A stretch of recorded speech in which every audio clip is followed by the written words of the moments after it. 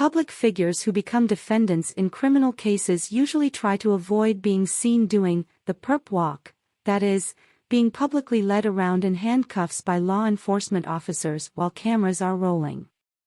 In some countries, it is illegal for journalists to film or photograph a defendant who is handcuffed, as their courts have ruled that doing so can prejudice a jury and make it more difficult for the person to receive a fair trial. The United States, however, has no such prohibition.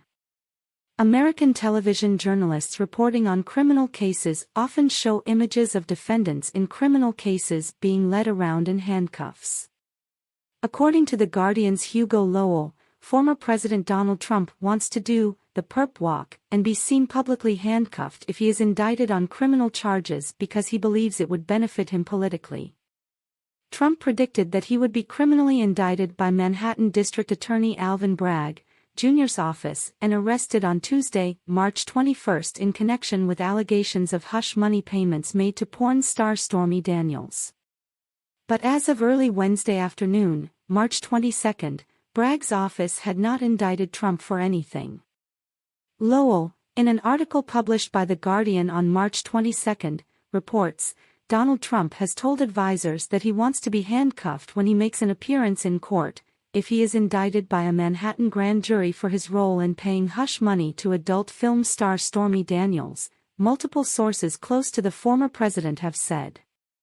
The former president has reasoned that since he would need to go to the courthouse and surrender himself to authorities for fingerprinting and a mug shot anyway, the sources said, he might as well turn everything into a spectacle. The Guardian reporter adds, Trump's increasing insistence that he wants to be handcuffed behind his back for a perp walk appears to come from various motivations, including that he wants to project defiance in the face of what he sees as an unfair prosecution and that it would galvanize his base for his 2024 presidential campaign. If Trump does face any type of criminal indictment in 2023, it won't necessarily come from Bragg. Trump is also dealing with 2 federal criminal investigations from the U.S. Department of Justice, DOJ, and Special Counsel Jack Smith and, at the state level, an investigation by Fulton County, Georgia District Attorney Fani Willis. Meanwhile, New York State Attorney General Letitia James has led a civil probe of the Trump Organization's finances. Trump has often painted himself as a victim of persecution, from former special counsel Robert Mueller's Russia probe to his 2 impeachments.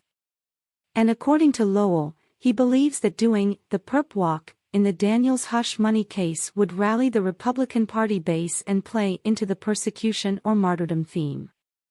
The recent discussions that Trump has had about his surrender with close advisors at Mar-a-Lago and elsewhere opens a window onto the former president's unique fears and anxieties as the grand jury, which next convenes on Wednesday, appears on course to return an indictment, Lowell explains.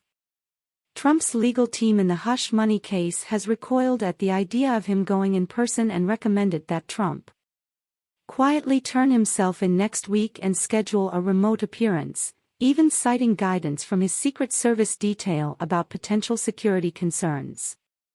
But Trump has rejected that approach and told various allies, over the weekend, that he didn't care if someone shot him, he would become a martyr. He later added that if he got shot, he would probably win the presidency in 2024, the sources said.